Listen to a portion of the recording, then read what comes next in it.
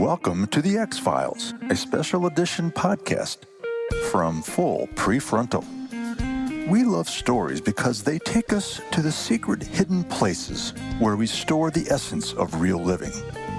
Only through stories do we witness extraordinary moments of human resilience. In these special edition episodes, we hear the stories of former clients, learning about their gifts, challenges, aspirations, letdowns, and inner activism. The clients presented in the ExFiles have helped Sucheta become a better listener, observer, problem solver, and above all, a caring clinician. She hopes these stories will melt your heart and help you see executive function in a new light. And now, here is our host, Sucheta Kamath. Todd, do you agree stories have a healing power? A power to assure everyone that it's going to be okay? Oh, yeah. No doubt about it, Sucheta. No doubt about it. So I'm launching this special edition I'm calling ExFiles, which will contain real-life stories of people with executive function challenges.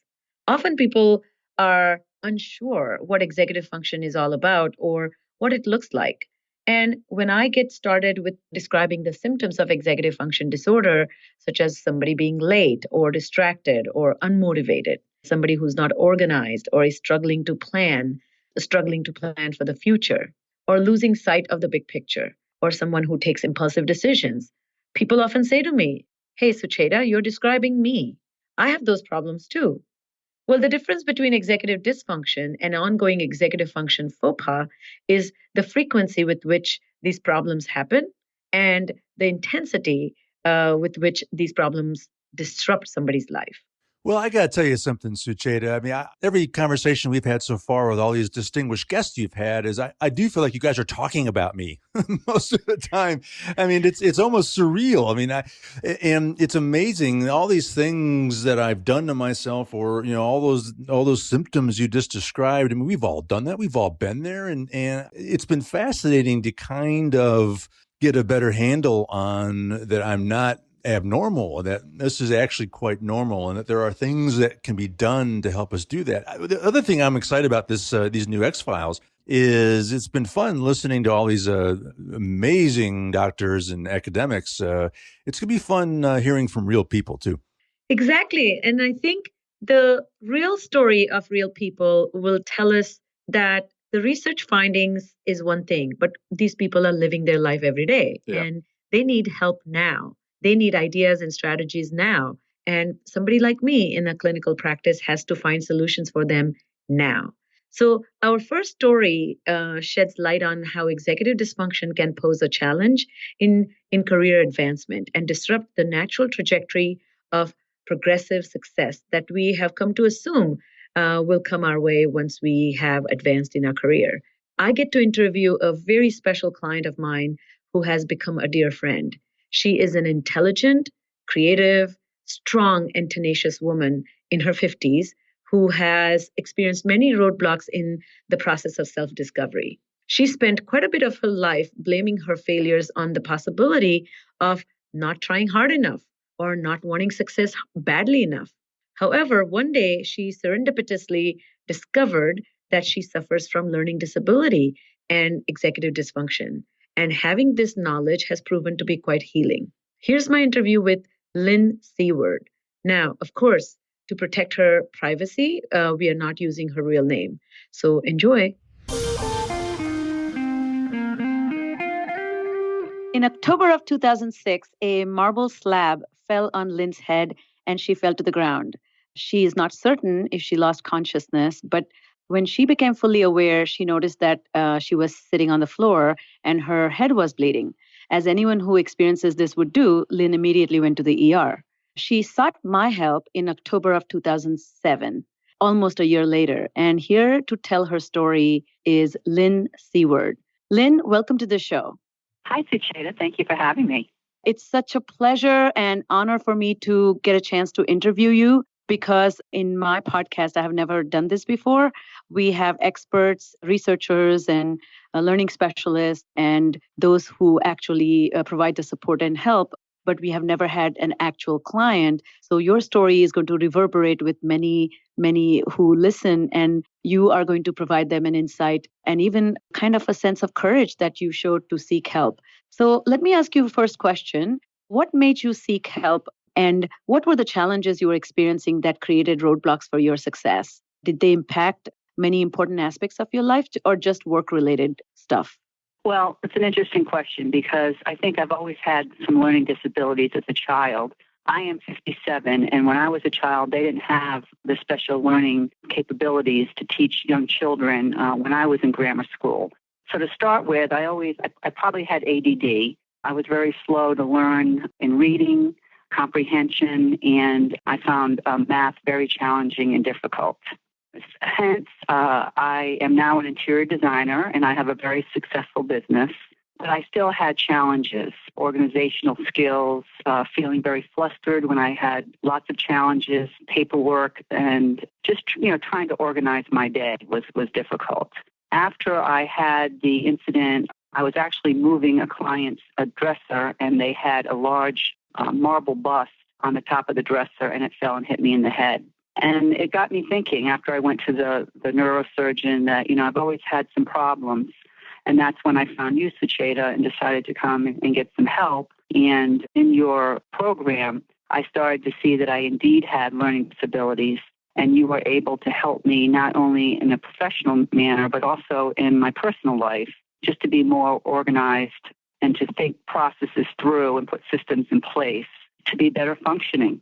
So you have kind of taken us on this journey. I want to bring you back to some beginning parts so our listeners can understand this a little bit more clearly. When you said you had a lot of these telltale signs of executive function challenges all your life, but something about this marble falling on your head as well as kind of creating the changes in the way you thought or the way you paid attention. I remember when we did the interview, a list of challenges you had described that the big picture planning was really difficult for you. You found yourself that you were getting quickly overwhelmed and anxious very easily. You found that paying attention became a much more harder task. And I kind of used this phrasing with you that you were using a sledgehammer to kill a bug. So can you tell us in 2006 and 2007, what kind of work were you doing, and help us understand how did this impact your productivity in general? I think, like I said, I've always took the long way around, and it was very difficult for me to organize my day. I would have an overwhelming sense constantly of how I was going to juggle everything in the day, planning, my phone calls, doing my billing, because I kind of wore all the hats when you have a small business. And I just felt as though I couldn't focus. I just had too many responsibilities, and I didn't know what to grab first. I felt like I was on a merry-go-round. I would start something, then the phone would ring, I'd start something else, and I could never finish. And then by the end of the day, I was so overwhelmed, and I felt like a failure. I felt like I wasn't on top of my game, and I never told anybody. I always kept it a secret. I remember I was an executive prior to starting my own design business. And I remember one of my bosses saying that I was like a swan. I was just floating on the water. Everybody, I seemed like I had it all together, but underneath I was paddling 1,000,000 miles a minute. And he figured out that I had the same executive function problem. I see. And that must have created a great sense of anxiety and a sense of fear that, as you said, being called on or being found out. What kind of tricks and things that you try to use to manage this, kind of not being able to keep up with the work, kind of bouncing off of tasks? What kind of tricks you came up with, and how well did they work for you? Or why did they not work? Well, and I will say it's more like you feel ashamed. I felt it was very shameful. I felt like I was hiding a secret. I knew that I was intelligent. I just knew that I learned differently than others.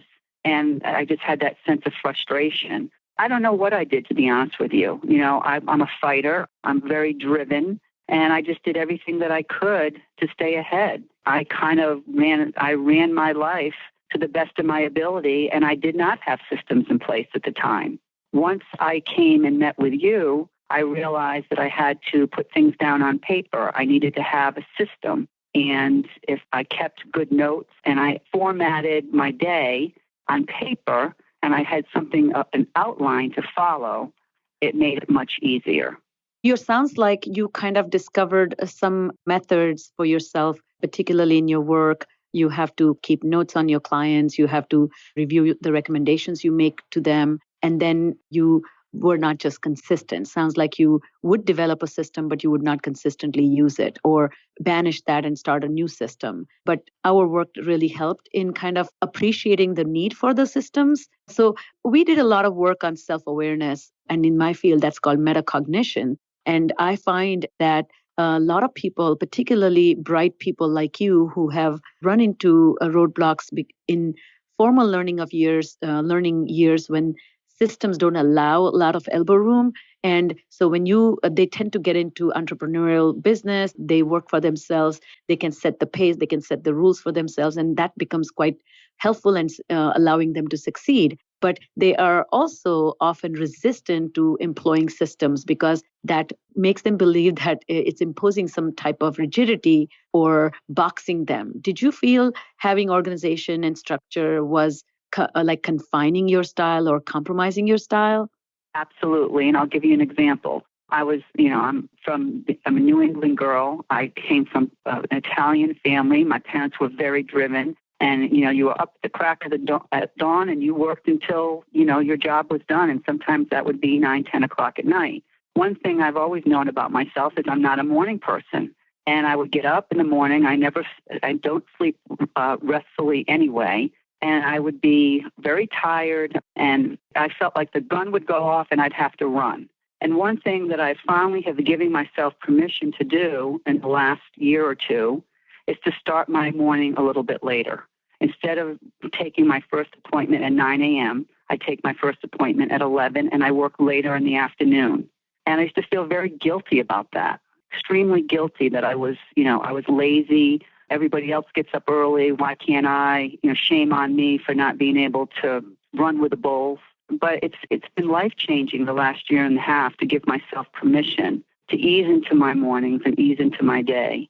And I'm still very productive. In fact, I think I'm more productive now than I've ever been. And your story is going to kind of tug on people's heart because I think we all harbor or carry this notion of what a perfect student should look like, what a perfect way of learning should look like. And if there is a student, there is a learner who defies that, the burden is on that student to comply or cooperate.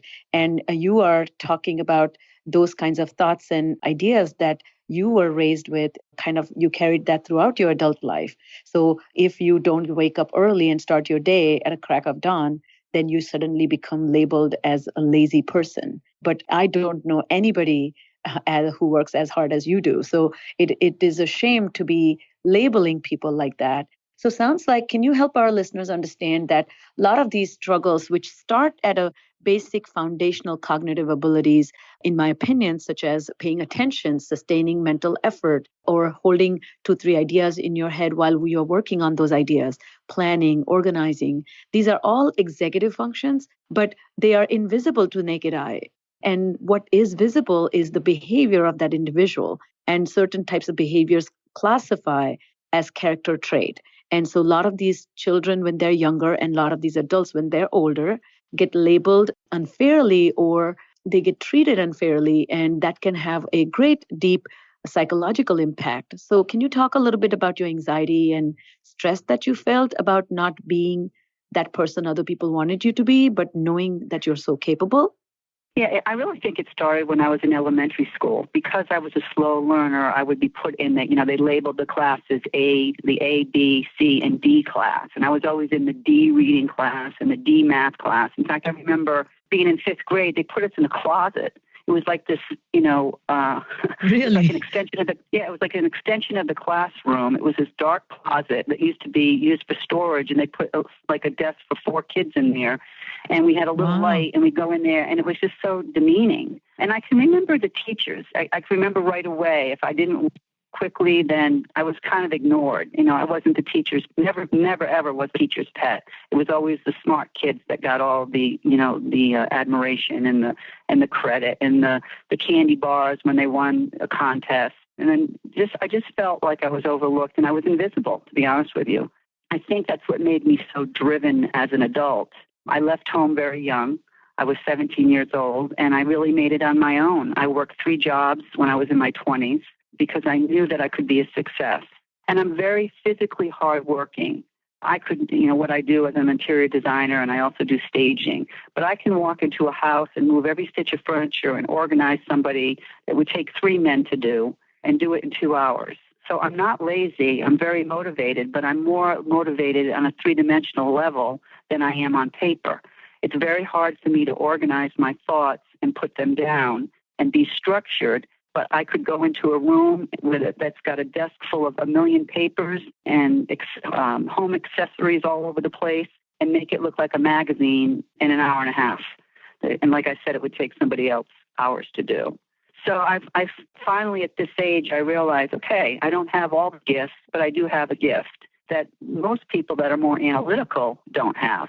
And it took age to understand that. And I think I'll always have this. I'll always be who I am. And I've just learned how to accept it and how to love myself and to realize that you can't be everything to everyone. But the most important thing at this point in my life is to live a balanced life and to be happy and to take the gifts I have, appreciate them, and continue to work on those things that I don't grasp as fully as other individuals. First of all, your story just makes me sad that the teachers and educational system and our conventional wisdom failed to understand the fullness and robust intelligence that you had, and you were not conventionally able to express it through certain academic rigor, but that's not essential to be considered fully intellectually capable. And that's where I hope we are moving in that direction. Howard Gardner is a famous researcher, and he has talked about multiple intelligences. And one of the intelligences he talks about is this notion of visual spatial analysis synthesis skill that you are gifted in. Tell me, what age or how did you discover that you're talented in this 3-dimensional thinking? And of course, there's no class that requires you to, build things or visualize things or stage things. So probably you did not have a lot of opportunities, but where did you actually shine? Well, I don't want to sound like a sob story here, but I was also diagnosed at 4.5 years old with juvenile rheumatoid arthritis. So I was in a wheelchair a good part of my childhood as well. So I did miss some school from time to time. So that could have been part of my learning disabilities. But I played Barbie dolls.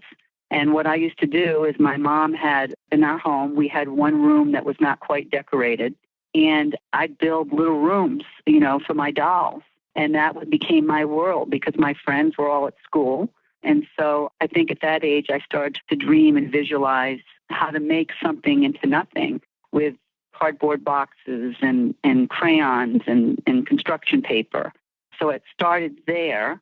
And then I think I always had a great eye for color and for fashion.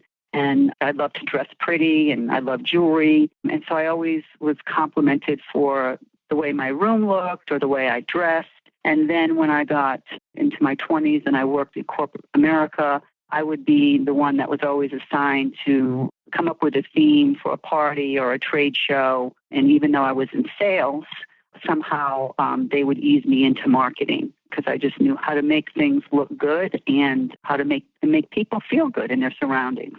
And I've personally seen the beautiful touch you have and your keen sense of aesthetics, and you have a magnificent power of transforming spaces. And I'm so happy to see you in a place where you actually shine. That's what I always say to a lot of my clients with ADHD who are struggling, or young adults who are in college and they're struggling to find their calling. That first couple of years even of college are difficult because they are targeted towards developing some or getting some basic fundamental requirements out of the way. And you don't get to focus on your area of strength and interest to develop mastery. But once you're there, once you're in that zone, everybody can shine.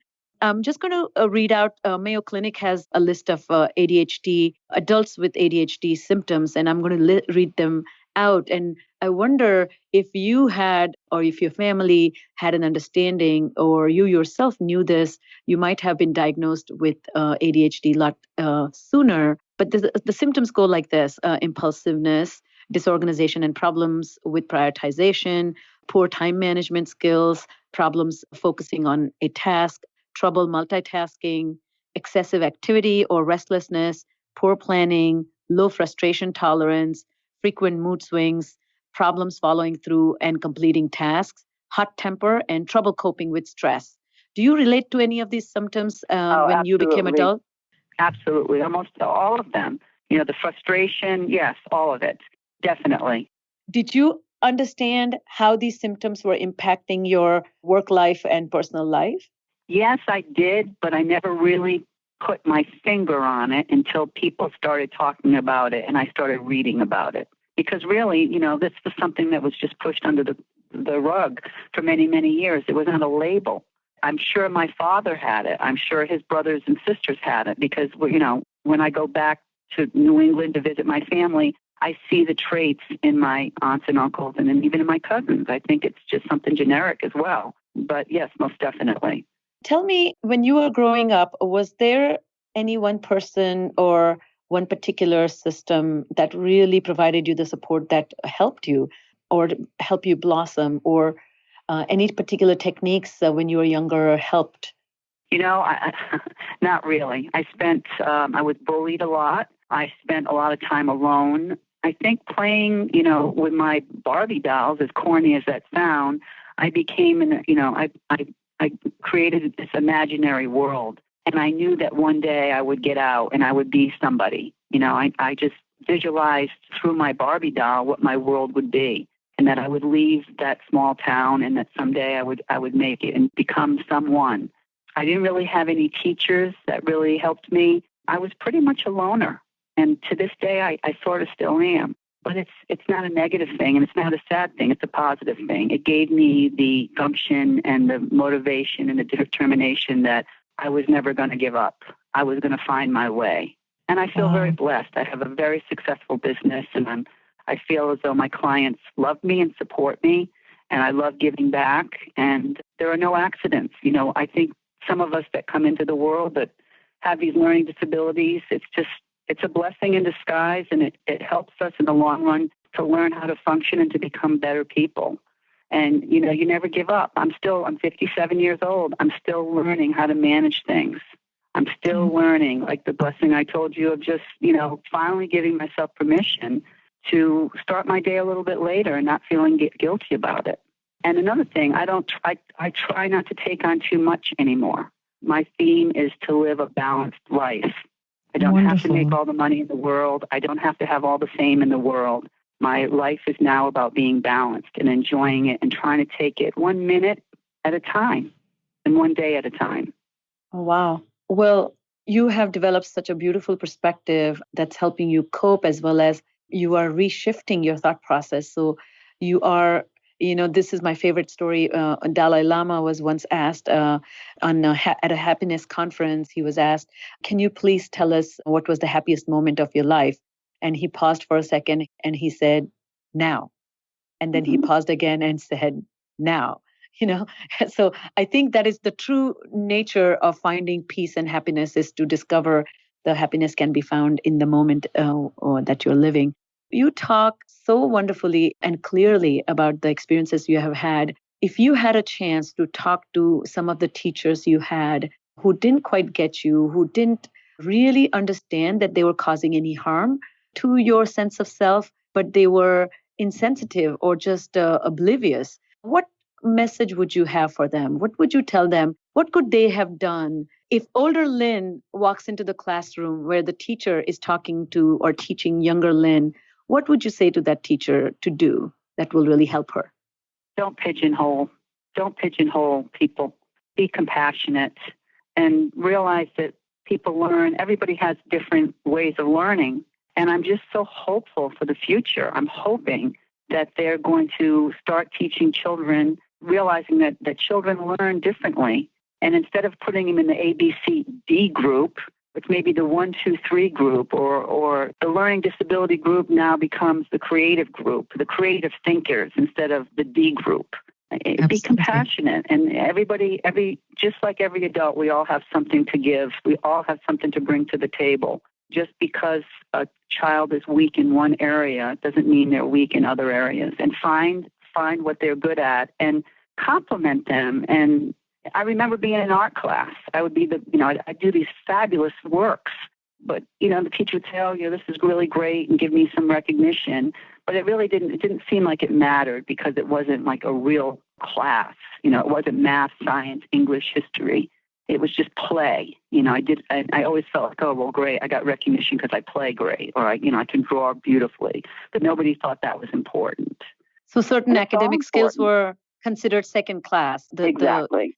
The arts were not considered really the first Right. class And it's so academic important. abilities. What I do now, and what I do now, I work with doctors, and I work with physicists, and I work with biologists. I decorate their homes, and they're in awe. Sometimes they get teary-eyed. Oh, my goodness, I can't believe you made my house look this beautiful. And I look at them and go, wow, you just operated on a person and saved their life, and you have tears in your eyes because I made your home beautiful. And I used to think, gosh, but really, we all have something to give, and we all affect.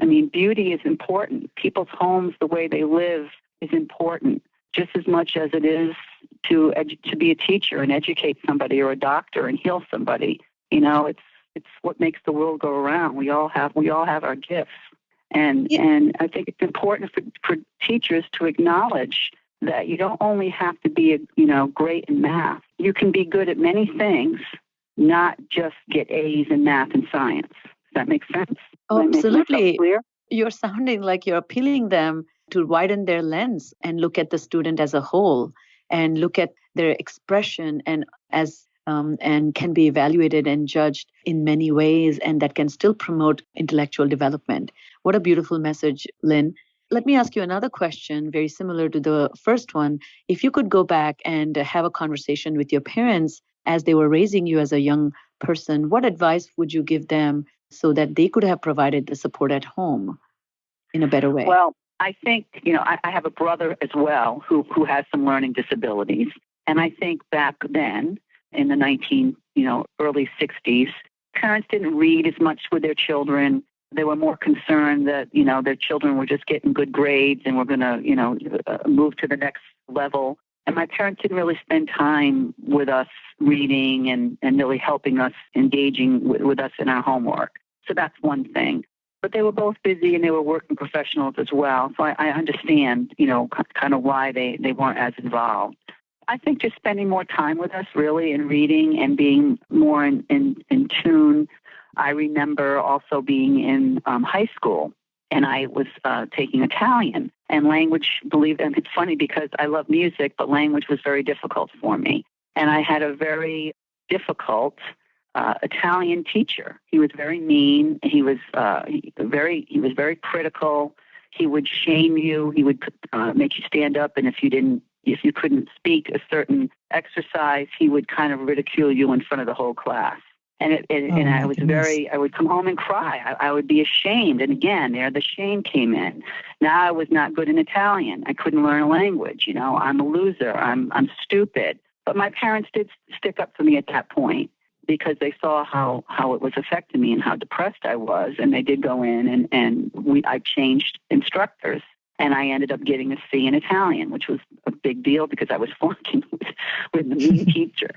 So I think they did the best they could. But I would say for any parent, every child learns differently. And you may have one child that gets all A's, and you may have one child that doesn't. But, find the beauty in that child. Find out what they're good at and how they learn. And find somebody who understands learning disabilities and get them help. Because I truly believe that if I had the right instructor and they understood how I learned, I could have learned math. I could have learned science and been very good at it. But I just had to learn differently than most children.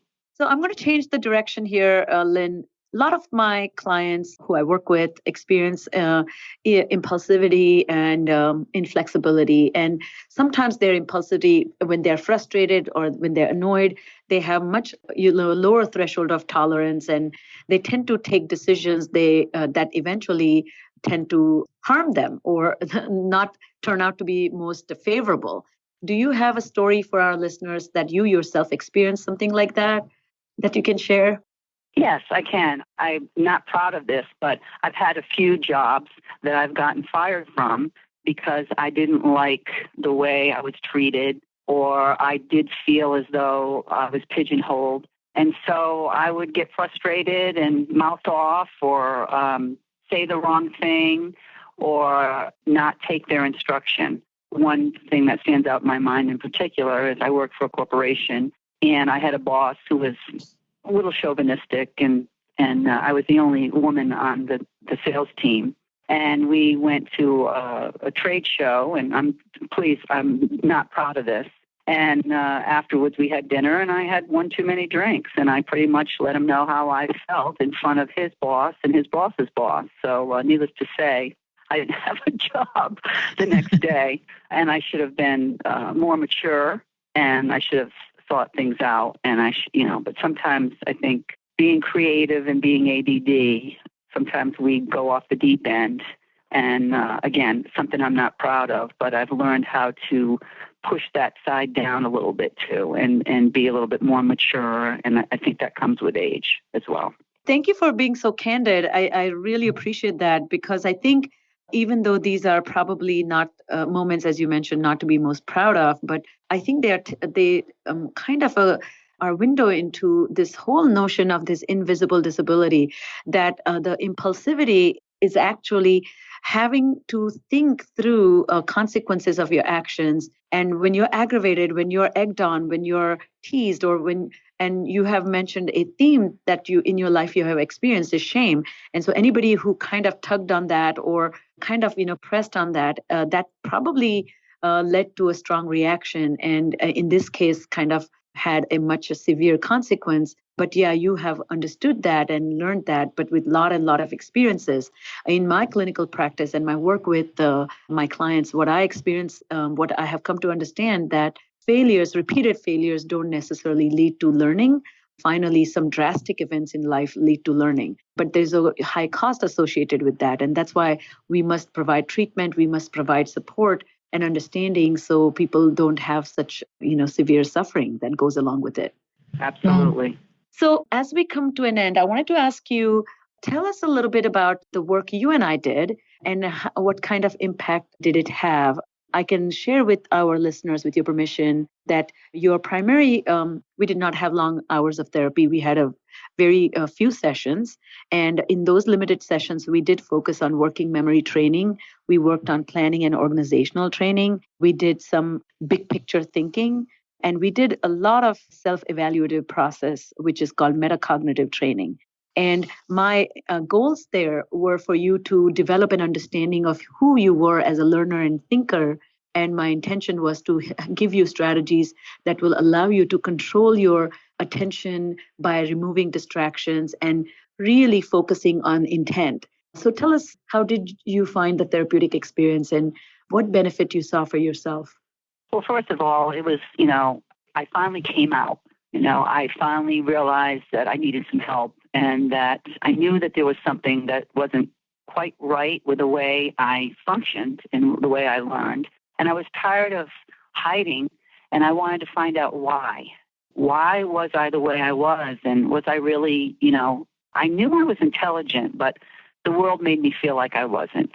And so it was wonderful. We met in a professional setting, and I kind of took you aside and told you a little bit about my background.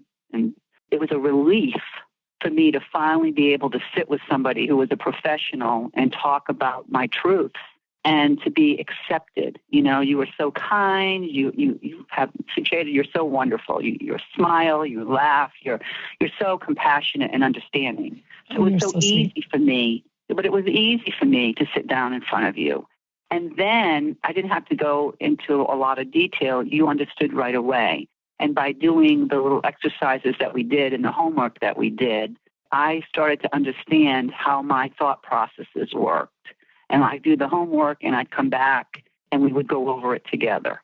And then I would see where there was a loose link in the chain and how to make that link stronger. And by doing things a little bit differently and putting plans in place and systems in place. So it was very helpful. And if more than anything, I felt grounded for the first time in my life and felt not ashamed and that like, wow, this is kind of cool. I can work this out. And boy, I wish somebody had showed me how to do this 30 years ago. And I felt empowered and I felt like, okay, and I'm not the only one. There's other people that are going through the same thing and that I don't have to hide anymore. And I talk about it all the time now. Oh, I laugh. I say, yeah, I have ADD. Big deal, I have it. So what? And I run across so many people today that have it that don't even know they have it. And I just smile and think, bless them. They're functioning. And I think we all find a way to function, whether we get help or not. But boy, is it wonderful when you have those tools in place and you can get your head around it and make the changes and just be aware, okay, I have a hard time every day staying structured. So if I pull this worksheet out and I do the work, then my day is going to go smoother. If I just shoot from the hip and try to take all these phone calls and don't follow things away and don't follow a system, things are going to get a little more chaotic and I'm going to feel out of control and I'm not going to feel balanced. And my whole thing at this point in my life is I want more balance. So in order to get balance, you have to work it. You really do. And it was such a joy to work with you. One of my favorite moments was you are such a visual spatial learner and you connect ideas in a very abstract way, but if they're visually presented. We did a lot of working memory exercises and what you were able to convert that into some patterns for yourself that even I couldn't understand. And as part of exercises, you brought your color deck. I think it was Sherwin-Williams color deck. And we used the color deck as a training material. And you had such clever ways of connecting ideas, or we were trying to remember some ideas in terms of the numbers of the colors or the names of the colors. And the way your brain thinks is beyond my imagination. And so I think this exchange felt to me that you offer equal amount of wonderfulness to the world as world can offer to you. And you seeing that for yourself was extremely joyous for me. And so thank you for the opportunity to work with you. And you have been an incredible asset to our listeners today by coming on and sharing with so much courage. So I really appreciate it, Lynn. And as we come to the end, do you have any message for our listeners, particularly the young ones and the parents and the adults who are in the closet, so to speak? Do you have any message for them? Yes. Well, first of all, I want to say thank you to you and thank you for letting me, have my platform here today. You've been a wonderful help to me and you've helped change my life for the better. And I would say to the listeners, we all are special. We all have our talents. Don't give up. Keep trying. Find ways to combat the confusion. Putting systems in place, working with Sucheta is life-changing. And realize we all have gifts. We may not all be analytical, scientists, but we all have something to bring to the table into this world. Embrace your talent. Embrace your weaknesses because your weaknesses really end up becoming your strengths. Beautiful. Once again, this is Lynn Seaward, and thank you for being on the show today. You are a true gem. Thank you. Bye-bye now. Thank you for listening to Full PreFrontal, exposing the mysteries of executive functions. To contact our host, Sucheta Kamath, and learn more about her work on improving executive functions, visit her website at cerebralmatters.com. That's cerebralmatters.com. Tune in next week for the next informative episode of Full PreFrontal.